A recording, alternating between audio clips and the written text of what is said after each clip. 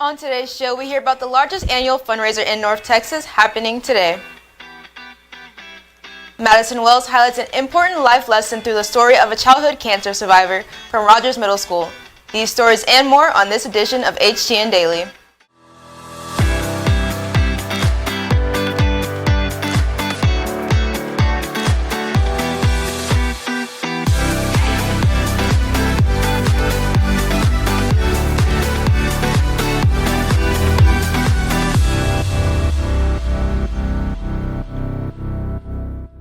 Happy Thursday, Rock Hill. I'm Troy Murphy, and thank you for joining us for today's show, brought to you live from Studio 1060. To start today's show, I'm going to send it over to Madison Wells with today's news. Thank you, Troy. Here are today's announcements. Class officer applications are due Sunday, September 20th at 5 p.m. For those running for a class officer position, you will need to attend an election meeting on September 25th and have a 15 to 60 second video made explaining why students should vote for you done by the 25th as well. Yell leader positions are open for all juniors and seniors, and the Google form to apply is due this Friday. Those who apply will also need to make a 15 to 60 second video about why they should be chosen for one of the 5 open positions. Yell leaders are also responsible for attending all football games and pep rallies to hype up the crowd and cheer on our awesome Blue Hawks. Best of luck to anyone running. Not only has the coronavirus negatively impacted small businesses, but it also has impacted demographic-based projects such as the Gates of Prosper. Many businesses scheduled to take part in the second phase of the Gates of Prosper have withdrawn from their contracts to participate in the development.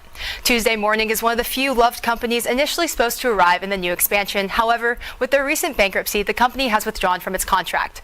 Some businesses you can look forward to seeing in phase 2 are Starbucks, Michael's, and Paradise Grill. All are expected to open during the spring or summer of 2021 and will bring you any new development changes as we get them. And to end today's announcements with something good, yesterday morning a man walked onto the school grounds of Fur Elementary and took a student's bike from one of the racks on the side of the building. After hours of searching for the suspect and the bike, Officer Alan Adams, the school's resource officer, took it upon himself to replace the student's bike using his own money and surprise the student at the end of the day with his new bike.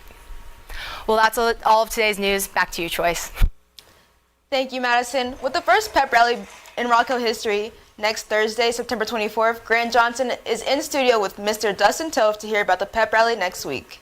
Thank you, Troy. First of all, I want to thank you, Mr. Toth, for being here with us today. And we're just going to go ahead and jump right into these questions about the pep rally for this week. Absolutely. All right. So first, we're going to start out with probably the biggest question that's surrounding this whole thing. Who's able to come to the pep rally exactly? So the seniors will always be able to come. We wanted to make that a priority for our seniors since this is the only year they're going to be at Rock Hill. We don't miss out on anything. And then we're going to start with the freshmen. And so it'll be the freshmen and the seniors.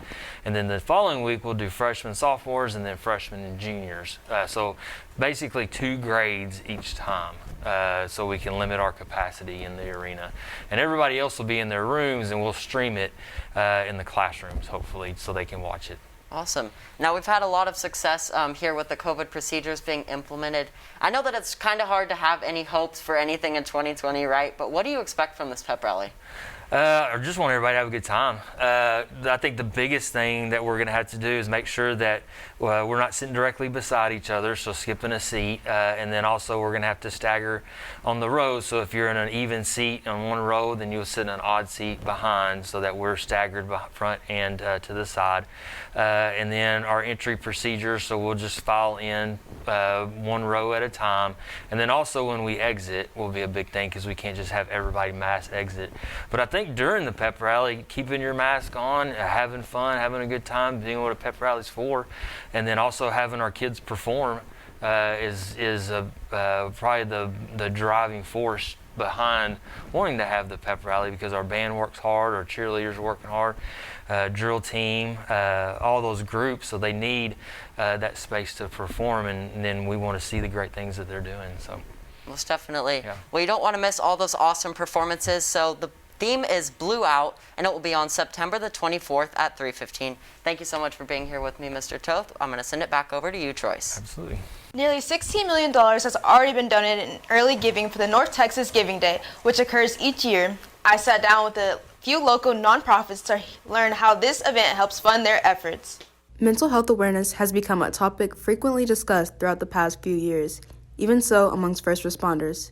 Wanting to provide a source of relief for them, Prosper resident Jennifer Hawley founded 3 for the Love. 3 for the Love specifically works with first responders as they work towards their mental health recovery. Prior to working with 3 for the Love and designing this program, I lived a very stressful, anxiety and very unfulfilled life. And again, I knew God wanted more for me, and this has given me a little bit more of a purpose. Jennifer is assisted in each session by her coworker, Jester. What he does for our clients and for our patients is really just calms them down. After being treated for PTSD, Jennifer's husband, Brian, joined on to help Jennifer run the program. I've been a firefighter and a paramedic for the last 22 years. What's it like working alongside Jennifer? Stressful.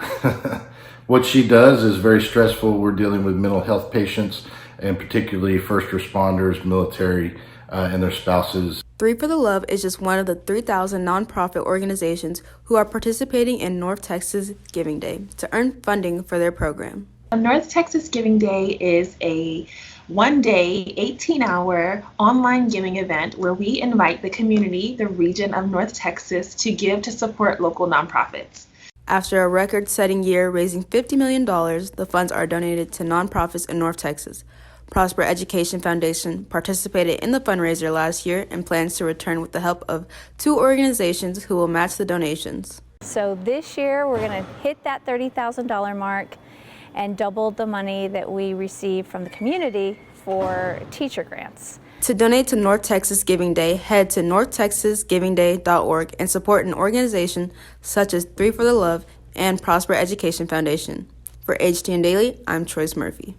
September is Childhood Cancer Awareness Month. Diagnosed with cancer just at 2 years old, one Rogers Middle School student recounts his experience and what he took away from it. Madison Wells has the story. With September being recognized as Childhood Cancer Awareness Month, you may have noticed the posters on the walls and gold bracelets on people's wrists while walking through the halls of Rock Hill High School. Childhood cancer is the leading cause of death in children under 14 and only receives 4% of federal funds to look for a cure, making its survivors strong beyond belief. A survivor like Carter Fielding. I was diagnosed with cancer when I was 2, and it's a struggle. It's something you can't imagine. Like, sitting in that bed thinking, am I gonna be alive? It's just hard to think about. As much as the Fieldings would have rathered Carter to have a healthy childhood, they can't help but take away an important lesson from the experience. You take life for granted, and you take your family for granted, and something like this happens, and you start to appreciate each other a little bit more, not knowing how many more days you have left, if something could happen. We didn't know if he would live through this, and so, you just hug each other a little bit more, love on each other a little bit more, spend a little more time with each other, because that time could be taken away. You just never know. Makes you appreciate life in general. Carter and his family were blessed with the gift of more time, but unfortunately many children with childhood cancer don't receive that luxury, making your support for the cause more important than you can imagine. The fact that he had to go through that at such a young age is so heartbreaking. I know, just making the story just gave me a new perspective on life that I won't forget. To help kids like Carter, make sure to buy a yellow bracelet and raffle ticket from Student Council to raise awareness for childhood cancer. Well, that's all for today's show. For HTN Daily, I'm Madison Wells. And I'm Trois Murphy. Mask up and rock on.